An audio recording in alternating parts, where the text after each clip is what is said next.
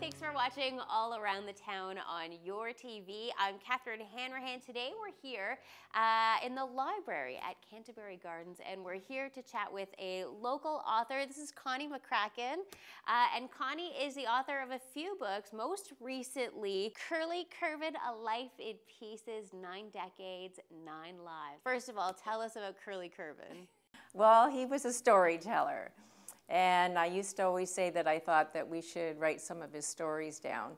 And I never really got them all down on paper, which I wished I had, because when I finally really decided he was a little too old to tell, some of the stories. Some of the sadder ones he didn't want to talk about to do his whole life. The other thing was I used to get him books from the library when he finally slowed down, and he'd say, they're all the same. And I thought, well, your life was certainly not the same. And there seems movies and things, there's not a lot, that are different and they're doing, and I thought, oh, this would be an awesome movie too. But if we get it down on paper, that would be a great start. And we should clarify too, Curley is your dad. Yes. Was your father lived to the age of? 96. 96, yeah. Okay. And then? And a very, healthy, spry 96. And a really animated storyteller. You're not the only one who knows him for his great stories. He's well known as being a really fantastic storyteller. He was in a jukebox magazine too. In the end, they said that people would go and talk to him about repairing their things, and he'd tell another story of times gone by. And when he did it, he would get the knees, like I say, he gets his knees right up to his chin, and he was just so animated when he told them too, that he brought the characters to life. So I don't know I do it quite justice in the book, but I've had some reviews and they've come out really good, and people that didn't know him too and couldn't put the book down. They wanted to keep reading to see what happened next in his kind of wild and crazy life at times. Tell us about this life. I like the way the book is titled. Mm-hmm. It's 9 lives, 9 decades. It's a life in pieces. Yeah. Did his life really? Were you able to break it down into chapters? Or? Yeah. I actually started out. I thought I was going to do a novel, but that's 80,000 words, and I thought I'm not really going to get there. And I didn't know a lot of the dates and different things, but there was like sections of his life, and when he started doing pinballs and that, it actually started. Him and his father started Clearview Resort on Young's Point, and by cottage, and then his dad went to Montreal. He was into doing furs and trapping and different things, and he came back with a slot machine, which they call like a one-armed bandit back then. And they realized that because there were lots of locations around that wanted things for, people visiting to do, and that keep the kids busy, that they started, adding more and more things that they could put these machines out in different places and people could enjoy them. So slot machines, jukeboxes, pinball machines. Yeah, like the Happy Days, hop into the jukeboxes. So you grew up. You grew up with these stories, and I'm sure you've heard them over and over again, to have to be able to tell them yourself. At what point did you realize your dad was a storyteller, and an uncommon storyteller, that not every kid grows up this way hearing these incredible tales? Yeah, I don't know. Like, my life was kind of different. We used to joke that I didn't know what beef was until I was 13, because he hunted and fished so much that I grew up on wild meat all the time.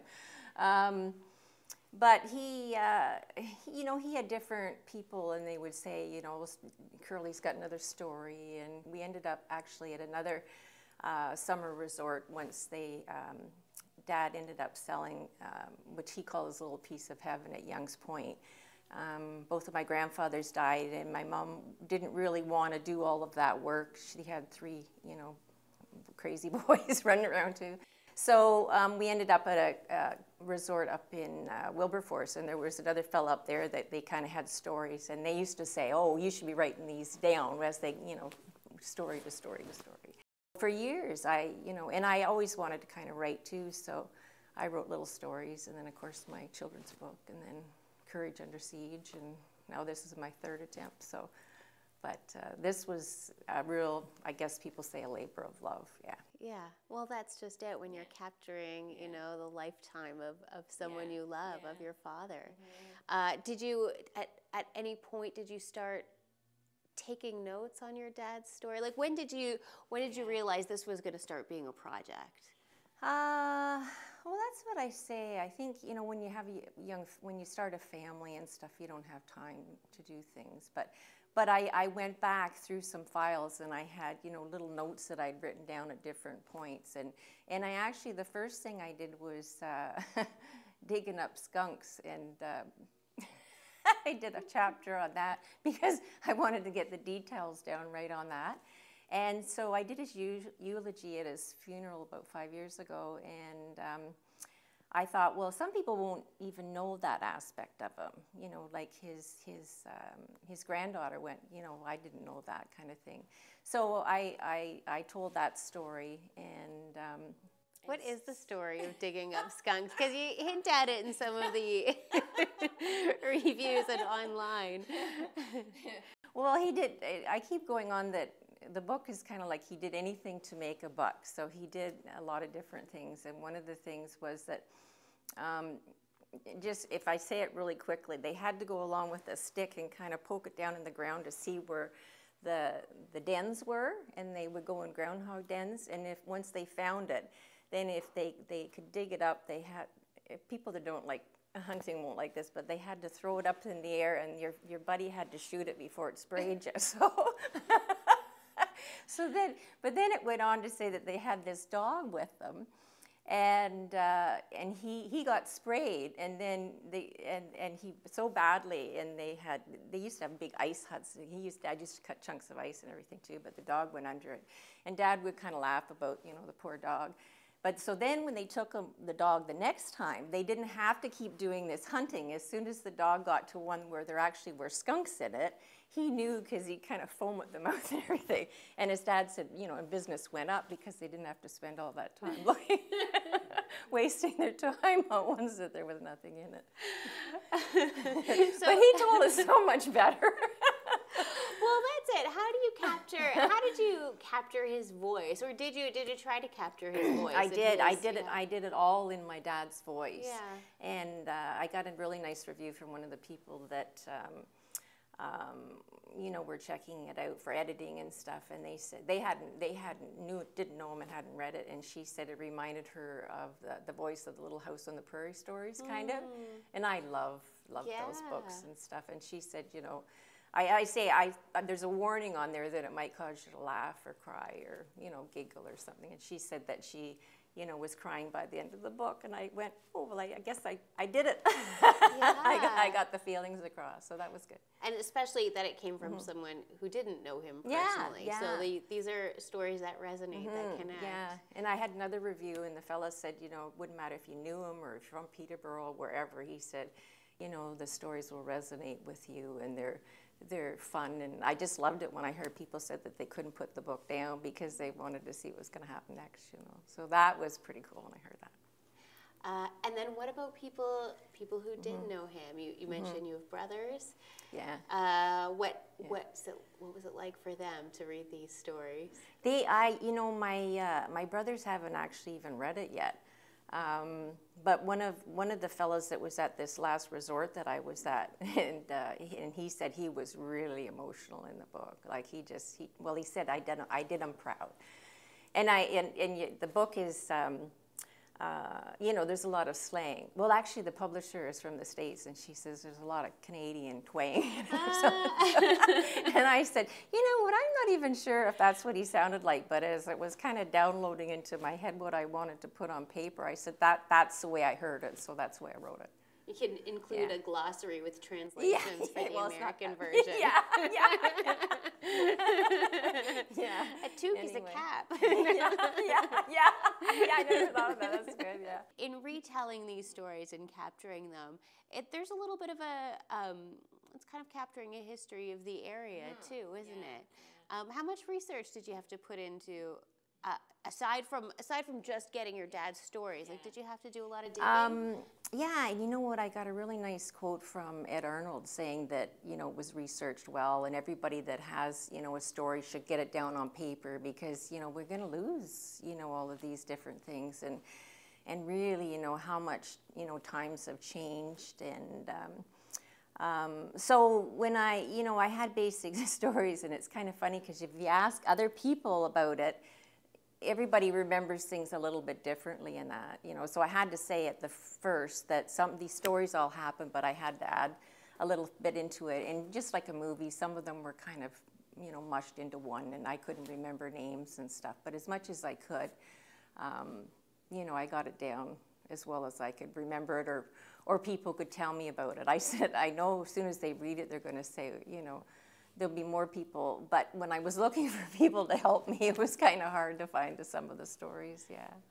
What are some of the landmarks or some of the areas people might recognize from this area in the book? Well, he had really good friends. They actually stood up for them when they got married too. But they worked the business from Campbellford, and so. You know, there's a little bit of history there, and then there's, you know, Halliburton and that. I got a couple of articles in Campbellford and Halliburton. So, you know, so it kind of, you know, stretches out like to a large area. And you know what I really regret is that I don't know where he had all of the jukeboxes and stuff, but I'm sure when people see this or read it, they'll say, oh, I remember playing. You know, there were some that I remembered and put in the book, but I know people will get them very nostalgic for the good old days. Yeah. So there might be room for revisions once, you know, if people in different regions might, you know, start reading this and say, actually, my uncle's restaurant had one of your dad's. Yeah, I've already heard like a couple of things, you know, from different people and names, and I thought, oh yeah, I remember that, you know, but I didn't remember it. You know, and so yeah, I had to take these little scraps of paper, and then so you asked about. Then I went when I was talking. Then I thought, well, he went through the Depression and stuff. So I looked up some of those things and tried to find out as best that I could, you know, some more of the details about things. Because he was born in 1918, and there was a big influenza at that time, you know, and talking about Model T Fords and flappers, and, you know. A whole other era. We're going to take a quick break. We will come right back. We are speaking with local author Connie McCracken about her newest book. It's Curley Curvin, 9 Decades, 9 Lives, Life in Pieces, as we return on your TV.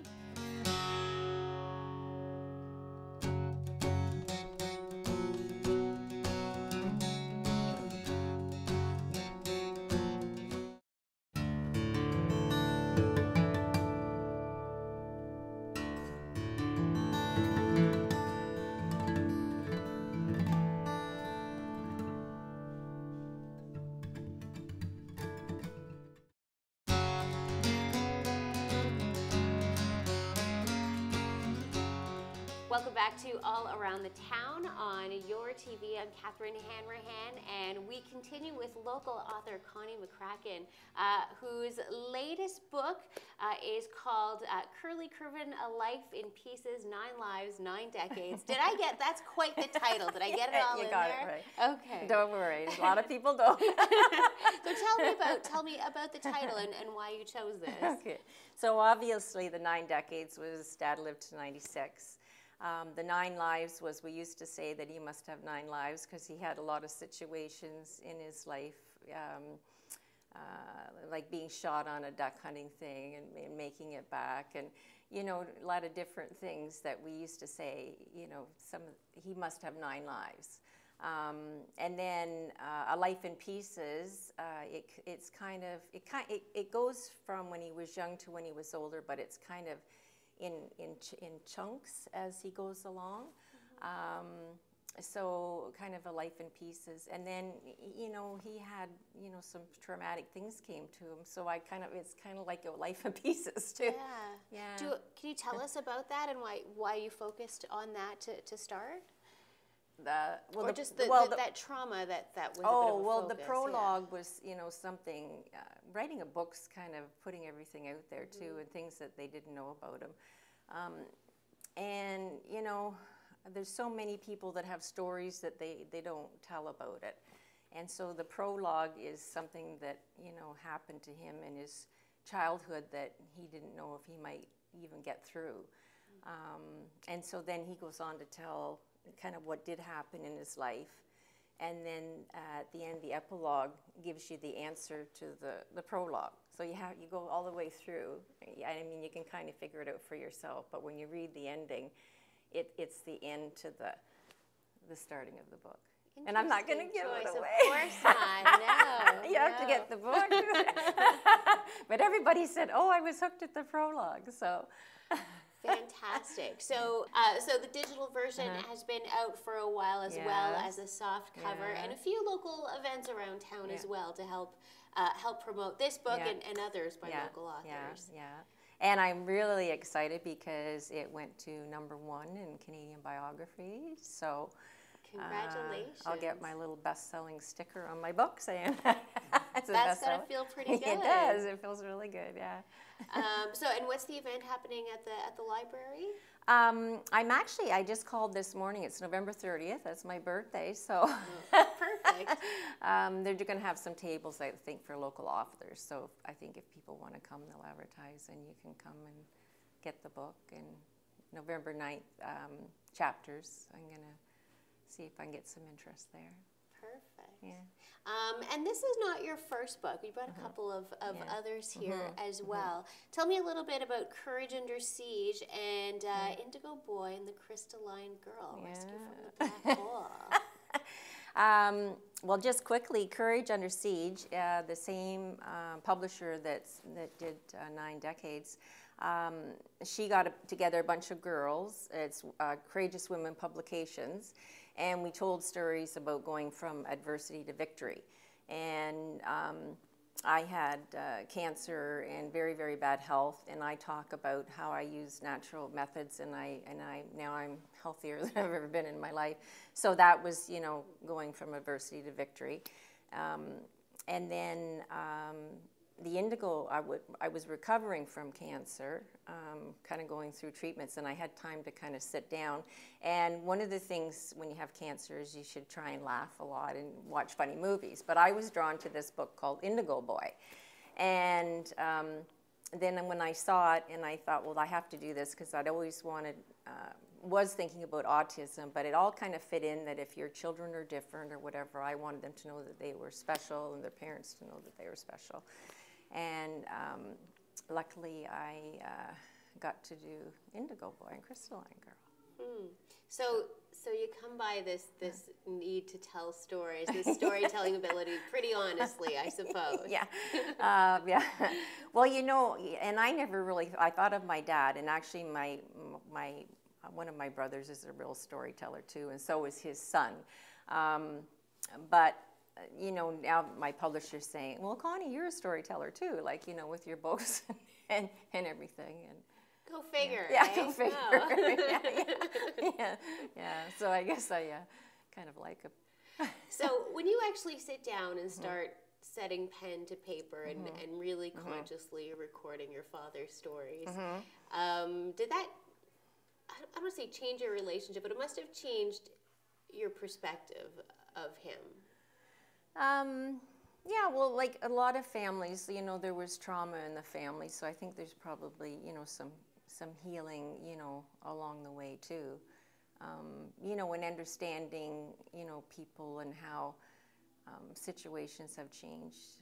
Not that I was ever told, to be seen and not heard, but, parenting has changed over the years, and I talk a bit about that and how the weather's changed, and kind of weave a couple of other things that I'm passionate about too. So, but I just, I don't have, I was just saying to Marcus, I don't have the greatest memories. So to write them down and keep them is really nice. And I just like that, even as I said, my niece didn't know stories. And so now she can be there, and he's got, grandkids that can read it,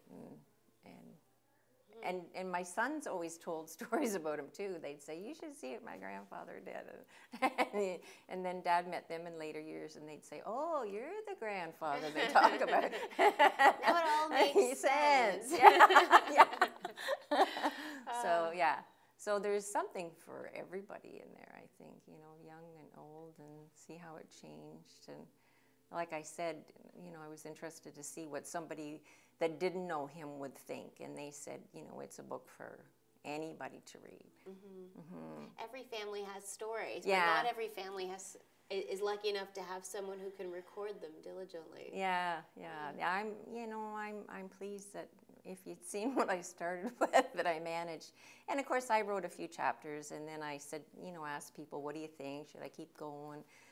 You know, what do you think of the idea, kind of thing? And then it kept adding. And then when I realized I needed 80,000, I kept adding and adding and adding. But I'm happy with it. I think it's, you know, it's a quick read, but it's an interesting read. Yeah. And people are too busy to read long stories now anyway, I think. It is nice to have nice little quick short Yeah. chapters and small books. Agree. Yeah. Agree. Yeah. Were there any stories that you thought maybe were too personal or too that you didn't want to include? Or there's the odd time when I say, you know, that's, you know, sort of that stays in Vegas. Everybody out there at Young's Point will know South Beach Hotel. And I said, you know, that was quite the watering hole, but, you know, those are stories that we won't tell right now. Not that I knew any of them anyway. Vegas but of the North. Yeah. And what do you think your dad would think of this book if you got a chance to read it? I think he'd be proud. Yeah. Yeah, I do, yeah. I think so too. I think it would be a pretty incredible thing to know that someone thought, you know, your tales, your tall tales. Yeah. Do you think there are any tall tales in here? Anything that's maybe been because good storytellers exaggerate, right? Yeah, you know, there's a couple in there, and I'll say you probably won't believe this, but the way he told it, and you know, I don't think he really did fishtails. Like, you know, some of the things that happened really happened. Like, he was in a little twister and stuff like that. And, Wow. And you know, and he always, he kind of, you know, we were saying that back then you always had brothers and sisters to count on too, and my parents were only children. So he kind of only had himself to count on. And he used to have severe migraines that really debilitated him, but he, you know, still managed to get so much done. He had an accident when he was ice fishing too, and still managed to make his own way home. And we laugh because he ended up, he wouldn't even know it was called physiotherapy, but he actually did physiotherapy usually on himself, and he fixed everything with duct tape. He was like Red Green, like if he needed a cast, he'd make one out of duct tape. So he fixed anything, and he invented things, and he was good. Like if you said, "Can you fix my sewing machine?" He'd say, "Well, how does it work?" Like he'd just tell him how it worked, then he could fix it. Kind of, that's a bit of a testament to that generation too. And he looked like Clint Eastwood. Oh, really? Yeah. There's this whole chapter on Clint Eastwood, which is really kind of cool, because he was very much like him. And the first time as he got older, so did my brother, looks like him. But when I went to it, it was just freaking me out that I was watching it, and he was just so much like him. Huh. You know, right down to, like, I keep saying Clint Eastwood should do this movie because it's perfect for him. So if you're watching I Hollywood, know. we've already got some big ideas. I'm going to look here. up his Twitter. Get that option done. They need new movies. Well, and that's it. You know, your dad thought all the stories have been told. Here's an interesting one. I know. That's what I said. Your stories are interesting. Yeah. Connie, it's been an absolute pleasure. Thank you so much for joining us today and for sharing just a little bit about Curley Curvin, A Life in Pieces, 9 Decades, 9 Lives. This will be available at Chapters at the Peterborough Library, and of course, you can get the electronic version on Amazon, Kindle, all of that stuff. Excellent. Thanks so much for being here. Thank you so much for having me. It was a delight. Pleasure. I was so thrilled to hear it was your interview. And thank you for tuning in to All Around the Town on your TV. Special thanks to Canterbury Gardens for allowing us to use their library today.